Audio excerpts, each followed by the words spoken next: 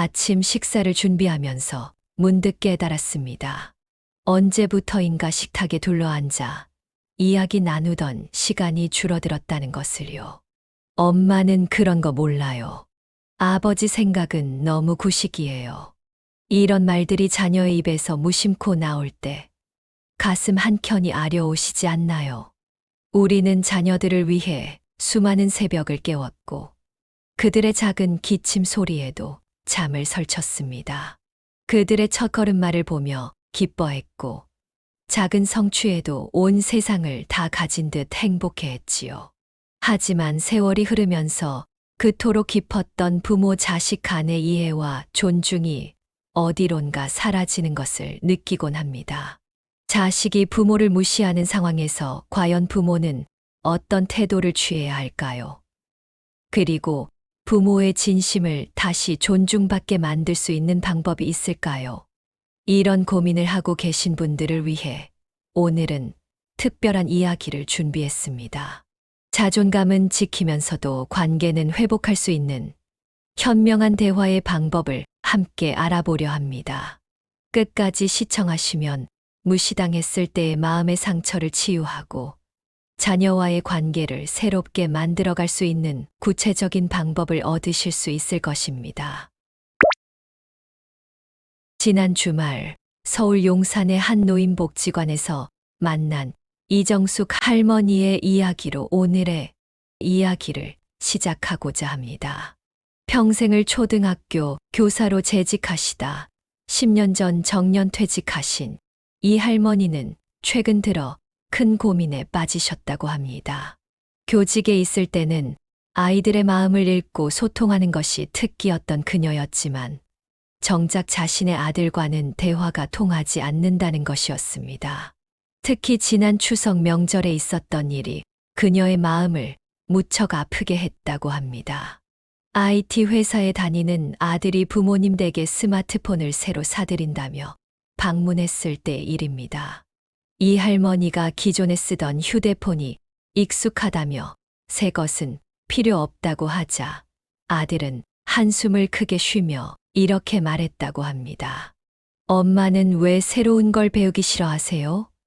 이러니까 세상이 어떻게 변하는지도 모르시고 우리랑 대화가 안 되는 거예요. 이런 말을 들은 후 이 할머니는 며칠 밤을 잠 못 이루셨다고 합니다. 40년 가까이 교단에서 아이들을 가르치며 늘 새로운 것을 배우고 연구했던 자신의 모습은 어디로 갔는지, 아들은 왜 자신을 그저 구세대로만 바라보는지 깊은 상실감이 들었다고 합니다. 이런 경험은 비단 이정숙 할머니만의 이야기가 아닐 것입니다. 우리 시대의 많은 부모님들이 비슷한 상황을 겪고 계시리라 생각합니다. 특히 자녀가 소위 전문직이나 성공한 직장인인 경우 이러한 세대 간 단절과 소통의 어려움은 더욱 깊어지는 것 같습니다. 최근 서울대학교 노년학연구소의 조사에 따르면 60대 이상 노년층의 73%가 자녀와의 관계에서 존중받지 못한다고 느끼는 것으로 나타났습니다. 특히 자녀의 사회적 지위가 높을수록 이러한 감정은 더욱 강하게 나타났다고 합니다. 하지만 여기서 주목해야 할 점은 대부분의 자녀들은 자신의 행동이 부모님께 상처를 준다는 사실을 인지하지 못하고 있다는 것입니다. 그렇다면 이런 상황에서 우리는 어떻게 해야 할까요? 답은 의외로 간단할 수 있습니다. 바로 대화입니다. 하지만 이때의 대화는 지금까지 해오던 방식과는 조금 달라야 합니다. 이제 그 구체적인 방법에 대해 알아보도록 하겠습니다. 지난달 경기도 분당의 한 아파트에서 만난 박상철 할아버지의 사례는 우리에게 좋은 힌트를 제공합니다. 은행 지점장으로 퇴직하신 그는 얼마 전까지 의사인 딸과 비슷한 갈등을 겪고 계셨습니다. 특히 건강관리에 대해 이야기할 때마다 딸은 아버지는 의학적 지식이 없으시니까 제 말씀을 그대로 따르세요 라는 식의 말을 자주 했다고 합니다. 처음에는 딸의 말이 서운하고 화가 났지만 박 할아버지는 다른 접근법을 시도해 보기로 했습니다. 어느 날 딸과 마주 앉아 이렇게 말씀하셨다고 합니다. 아빠도 너처럼 전문가는 아니지만 내 몸에 대해서는 내가 제일 잘 알아. 내가 걱정해주는 마음은 고맙지만 때로는 그 말투가 아빠의 자존심을 많이 상하게 한단다. 우리가 서로 존중하면서 대화할 수 있는 방법을 함께 찾아보면 좋겠어. 이 대화 이후 딸의 태도가 조금씩 변하기 시작했다고 합니다. 의학적 조언을 할 때도 아버지의 의견을 먼저 물어보고 설명할 때도 더 공손한 태도로 바뀌었다고 합니다. 이처럼 솔직하고 차분한 대화는 관계 회복의 첫걸음이 될 수 있습니다. 여기서 중요한 것은 대화의 방식입니다. 심리학자들은 이를 비폭력 대화법이라고 부릅니다. 이는 상대방을 비난하거나 공격하지 않으면서도 자신의 감정과 생각을 명확하게 전달하는 방법을 말합니다. 예를 들어, 너는 왜 늘 나를 무시하니? 라고 하는 대신 내가 그렇게 말할 때 나는 내 경험과 지혜가 무가치하게 느껴져서 속상하단다 라고 표현하는 것입니다. 전자는 상대방을 비난하는 말이지만 후자는 자신의 감정을 솔직하게 표현하는 말입니다. 대구에 사시는 김말순 할머니의 사례는 이러한 대화법의 효과를 잘 보여줍니다. 평생을 시장에서 장사하며 세 자녀를 키우신 그녀는 얼마 전까지 막내 아들과의 관계로 힘들어 하셨습니다.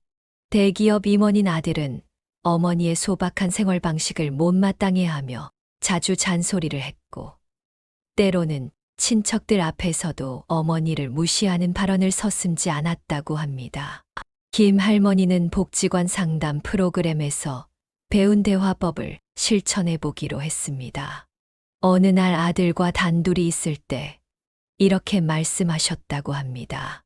우리 아들, 내가 나를 걱정해 주는 마음은 엄마가 잘 알아. 하지만 가끔 내가 하는 말들이 엄마의 지난 시간을 무가치하게 만드는 것 같아서 마음이 많이 아파. 엄마도 평생 나름대로 최선을 다해 살아왔단다. 우리가 서로를 이해하고 존중하면서 지내면 좋겠어. 이 대화는 아들에게 큰 깨달음을 주었다고 합니다. 그는 처음으로 어머니의 감정을 진지하게 생각해 보게 되었고, 이후 어머니를 대하는 태도가 크게 달라졌다고 합니다. 이렇게 새로운 대화법을 실천하고 긍정적인 변화를 경험한 사례들을 살펴보았습니다. 이처럼 대화의 방식을 바꾸는 것만으로도 관계는 크게 개선될 수 있습니다. 위 대화법을 정리하면 다음과 같습니다. 첫째, 감정이 격해졌을 때는 즉각적으로 반응하지 않습니다. 잠시 시간을 두고 마음을 진정시킨 후에 대화를 시도하는 것이 좋습니다.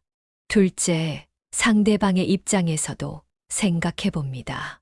자녀들의 태도가 무례해 보이더라도 그들 나름의 걱정과 관심이 있을 수 있다는 점을 이해하려 노력합니다.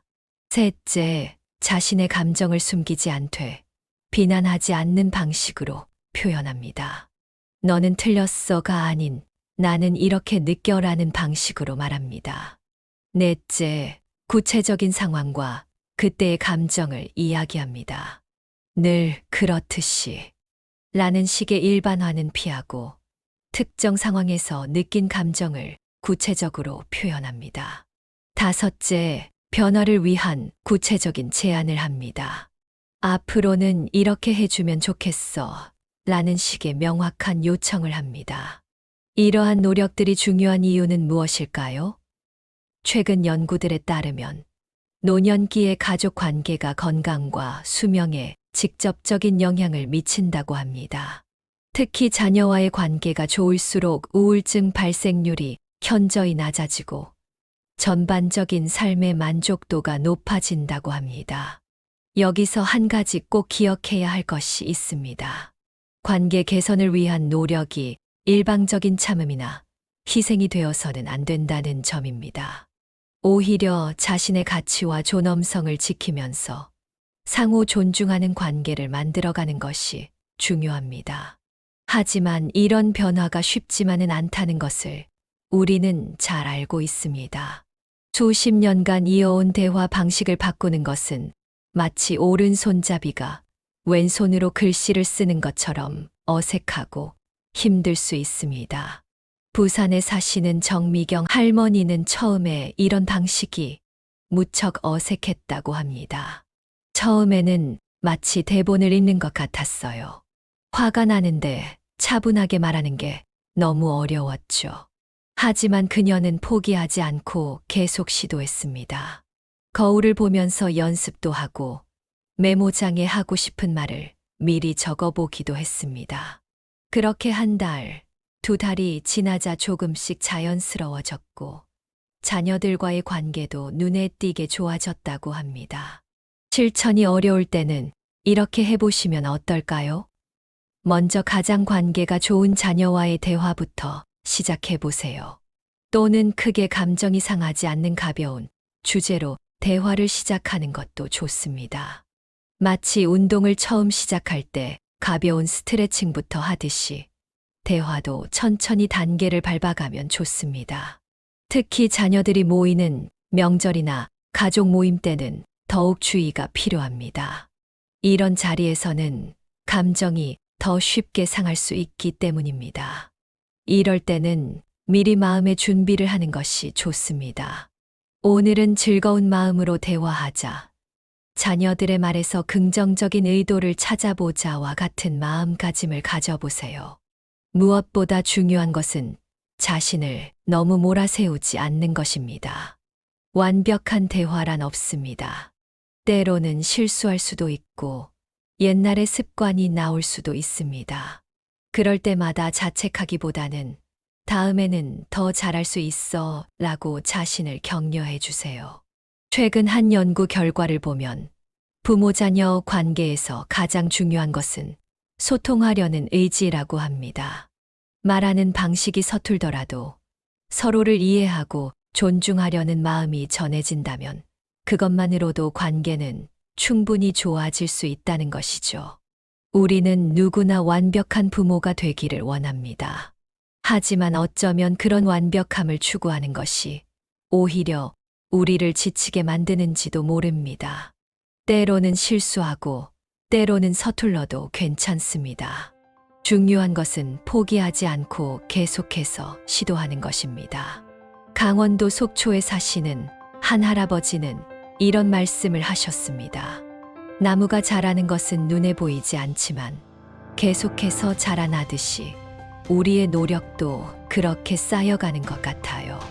당장은 변화가 없는 것 같아도 계속 노력하다 보면 어느 순간 관계가 달라져 있는 걸 느낄 수 있죠. 여러분의 작은 노력들이 모여 큰 변화를 만들어낼 것입니다. 오늘 배운 방법들을 천천히 그리고 꾸준히 실천해 보세요. 자녀들도 여러분의 그런 노력과 변화를 분명 알아차릴 것입니다. 그리고 그것이 바로 세대 간의 벽을 허물고 더 깊은 이해와 사랑으로 나아가는 첫걸음이 될 것입니다. 여러분의 용기 있는 첫걸음을 응원합니다. 영상이 도움이 되셨다면 구독과 좋아요, 그리고 알림 설정도 꼭 해주시기 바랍니다. 여러분의 가정에 늘 행복과 사랑이 가득하시길 진심으로 기원합니다. 감사합니다.